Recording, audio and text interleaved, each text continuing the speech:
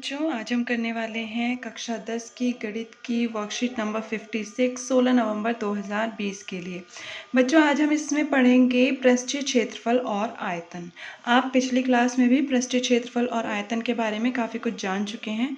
अब उसी में और भी काफ़ी सारी नॉलेज आपको मिलने वाली है। चलिए देखते हैं। पहला, जैसे यहाँ पर लिखा हुआ है, मुझे सुधान के जन्मदिन के लिए एक गिफ्ट को पैक करना है। मैं कैसे करूँ कि गिफ्ट को पैक करने के लिए मुझे कितना कागज़ चाहिए। बहुत ही आसान है, जितना गिफ्ट बॉक्स है उसका पृष्ठीय क्षेत्रफल के बराबर उतना ही कागज़ आपको चाहिए होगा। ठीक है, तो ये होगा पृष्ठीय क्षेत्रफल। अब आगे आपको बोला है, ठीक है युग्म मैं तुम्हें बताती हूँ कि गिफ्ट बॉक्स में किताबें हैं। क्या तुम बता सकते हो कि गिफ्ट बॉक्स में कितनी किताबें रखी हैं। अब देखिए यहाँ पर इसने क्या बोला है, हाँ आकृति में गिफ्ट बॉक्स का और उस एक किताब का आयतन निकालूंगा और किताबों की संख्या पता कर लूँगा। ठीक है, कैसे पता करेगा। देखिए, मान लीजिए कोई किताब है, उसका क्या आयतन है, कि मतलब बॉक्स के अंदर जो किताब रखी गई है वो कितनी जगह घेर रही है, वो उसका आयतन होता है। ठीक है, इस तरीके से एक बॉक्स का आयतन क्या होगा और जितनी बुक्स होंगी उससे संख्या से मल्टीप्लाई कर देंगे तो पता चल जाएगा कि बॉक्स के अंदर कितनी किताबें हैं। ठीक है, आगे आपको और पता चलेगा किस तरीके से। अब देखें, यहाँ पर दिया हुआ है पृष्ठीय क्षेत्रफल और आयतन में अंतर क्या होता है। पृष्ठीय क्षेत्रफल क्या होता है। पृष्ठीय क्षेत्रफल बच्चों वो होता है कि आपको जो सामने से वस्तु कोई दिखाई दे रही है, जो 3D आकृतियाँ हमारी होती है, ठोस आकृतियाँ, वो जो होती हैं। देखिए और देख लेते हैं और क्या लिखा हुआ है। किसी वस्तु या आकार की सतह पृष्ठ का क्षेत्रफल उसका पृष्ठीय क्षेत्रफल कहलाता है। ठीक है, ऊपरी भाग का जो क्षेत्रफल होता है वो पृष्ठीय क्षेत्रफल कहलाता है। और ये दो तरीके से ज्ञात कर सकते हैं। एक होता है संपूर्ण पृष्ठीय क्षेत्रफल, जिसमें क्या होता है, आकृति की सभी पृष्ठों के क्षेत्रफल को देखा जाता है। यानी कि ऊपर से आकृति का जो क्षेत्रफल होगा और उसके चारों तरफ का जो होगा और नीचे का जो होगा, जैसे यहाँ पर आपको ये आकृति दिखाई दे रही है, हर तरफ का जो क्षेत्रफल होगा वो आपका संपूर्ण पृष्ठीय क्षेत्रफल कहलाता है।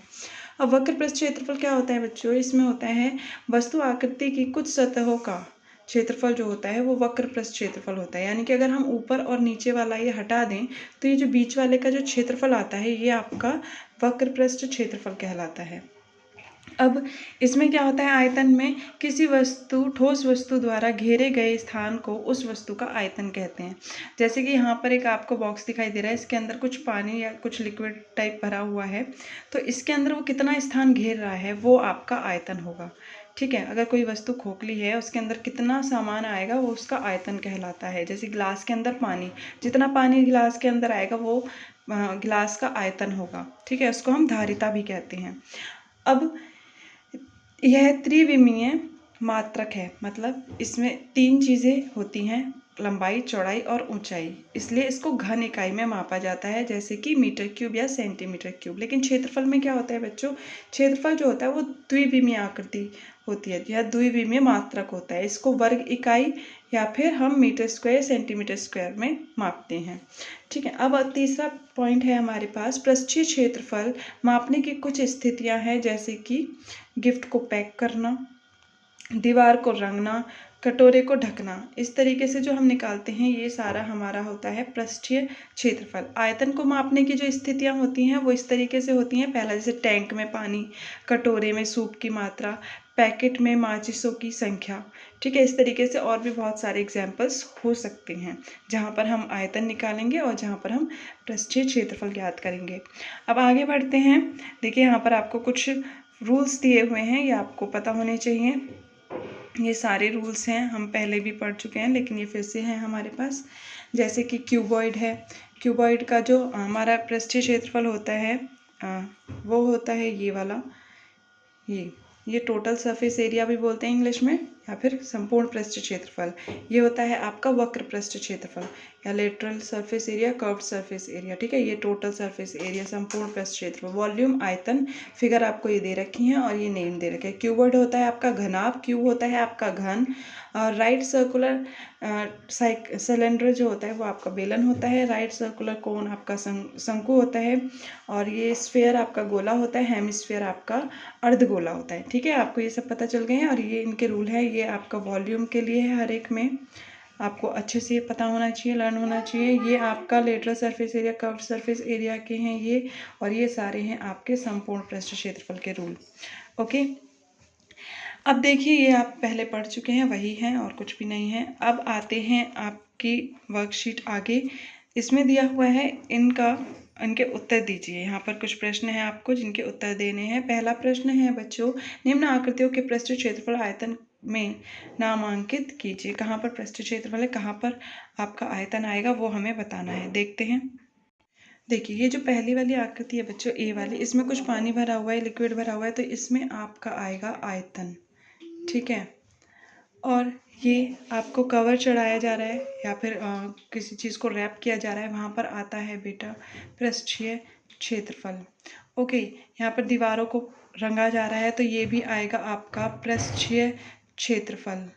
ओके, और ये आपका एक टेबल के ऊपर कवर किया गया है, ये भी आपका आएगा पृष्ठीय क्षेत्रफल। और ये एक उसमें बॉक्स भरे जा रहे हैं एक टेम्पो में, तो ये आएगा आपका आयतन। ओके, और ये एक कुएं में डाला जा रहा है जो भी कुछ है। ठीक है, तो यहाँ पर भी आपका आएगा आयतन। अब अगला प्रश्न देखते हैं। अगला प्रश्न है हमारे पास, निम्न वस्तु की आकृति का नाम लिखिए। एक खुला गोल कटोरा, तो यहाँ पर ये क्या आएगा। और फिर हमें बताना है एक गोल कुआं, एक भुट्टा, घर का एक कमरा और चंद्रमा। ये किस किस के शेप के होंगे वो हमें बताना है। देखते हैं। ये देखिए, निम्न वस्तु की आकृति के नाम है खुला कटोरा, ये होगा आपका अर्धगोले का आकार का। एक गोल कुआं बेलन के आकार का होगा। एक भुट्टा शंकु के आकार का होगा, आप रिजेंबल कर सकते हैं इनको अपने माइंड में। घर का कमरा घनाभ के आकार का होगा। और ये जो है आपका चंद्रमा वो होगा गोला। ओके, अब देखिए अगला प्रश्न जो है बच्चों वो इस तरीके से है, रिक्त स्थान भरिए। रिक्त स्थानों में हमें किस तरीके से भरना है। घन की सतह के आकार की होती है, ऊपर से देखने में किस आकार की दिखाई देगी, वो आपको वर्ग के आकार की। आपका जो घन होता है वो इस तरीके का होता है। ठीक है, इस तरीके का होता है। जब आपको एक सतह दिखेगी वो आपको घन के आकार की दिखाई देगी। एक आयत को मोड़ने पर वो किसके आकार का हो जाता है, वो बेलन के आकार का हो जाता है। एक लंब वृत्तीय शंकु का आधार वृत्त के आकार का होता है। जब आप एक शंकु देखेंगे इस तरीके से, और जब आप इसे नीचे से देखेंगे तो आपको एक वृत्त के जैसा दिखाई देगा यहाँ पर। ओके, चलिए आज की वर्कशीट में इतना ही, मिलते हैं नेक्स्ट वर्कशीट में।